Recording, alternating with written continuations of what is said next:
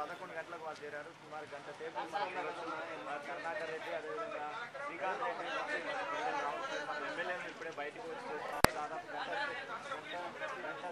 సేపు జగన్తో మంతనాలు జరిపారు. నిన్న ఈరోజు మోపి కేసులు వేసి అన్యాయంగా, అక్రమంగా, రాక్షసంగా, అమానవీయంగా మా నాయకుడు వైఎస్ జగన్మోహన్ రెడ్డి గారిని ప్రభుత్వం జైల్లో పెట్టవచ్చుగాక, ప్రజా కోర్టులో జగన్మోహన్ రెడ్డి గారు కడిగిన ఆణిముత్యమని, ఆ కడిగిన ఆణిముత్యాన్ని ప్రజా కోర్టులో మేమందరము కూడా ముక్త కంఠంతో బలపరుస్తున్నామని నిన్న ఇచ్చినటువంటి ప్రజా తీర్పులో ప్రజలందరూ కూడా ప్రకటించడం జరిగింది.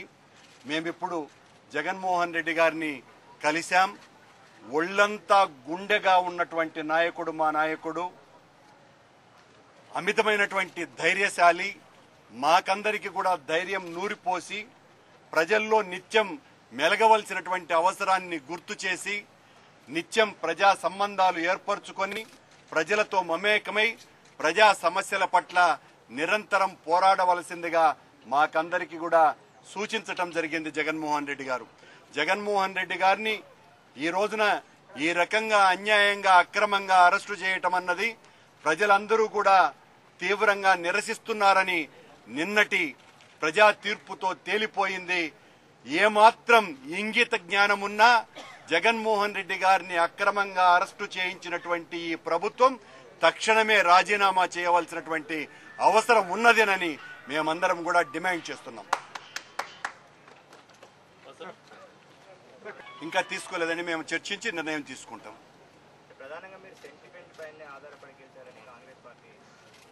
జగన్మోహన్ రెడ్డి గారు అత్యంత మంచి మనిషి కాబట్టి, ధర్మం వైపు, న్యాయం వైపు, నిజాయితీ వైపు నిలబడ్డటువంటి మనిషి కాబట్టి ప్రజలు ఆయనను సమర్థిస్తున్నందుకు అది సానుభూతి అయితే ఖచ్చితంగా ఆ సానుభూతి ద్వారానే మేమందరం గెలిచినందుకు చాలా గర్వపడుతున్నాం.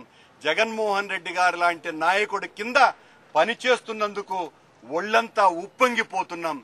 ఏదైనా ఒక దుర్మార్గుణ్ణి అరెస్టు చేసి ఉండుంటే కించిత్తు కూడా ప్రజా సానుభూతి రాదు. ధర్మం పట్ల, న్యాయం పట్ల, నిజాయితీ పట్ల అకుంఠితమైనటువంటి దీక్షతో, నిబద్ధతతో ఉన్నటువంటి వ్యక్తి కనుకనే ప్రజలందరూ కూడా జగన్మోహన్ రెడ్డి గారిని సమర్థించారు. అందుకే ఆ సానుభూతి మేమందరం కూడా కోరుకున్నాం. ప్రజలు ఆ సానుభూతిని చూపారు.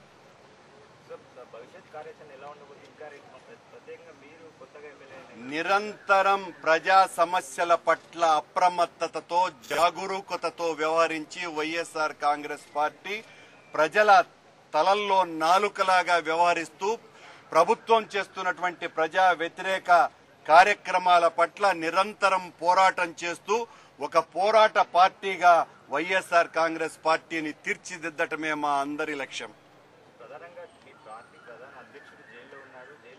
ఈ రోజు జరిగిన బస్సు ప్రమాదానికి కూడా మా నాయకుడు తీవ్రమైన దిగ్భ్రాంతిని వ్యక్తం చేయడం జరిగింది. అందులో అందరూ ఆంధ్రప్రదేశ్కి చెందినటువంటి వారు మరణించడం చాలా మరి పరిస్థితులు చాలా దౌర్భాగ్యమైనటువంటి విధంగా తెలియజేయడం బాధాకరము. దాని మీద తీవ్రమైన దిగ్భ్రాంతి వ్యక్తం చేసి ఆ కుటుంబాలకు ఆ దేవుడు సానుభూతి వ్యక్తం చేసింది.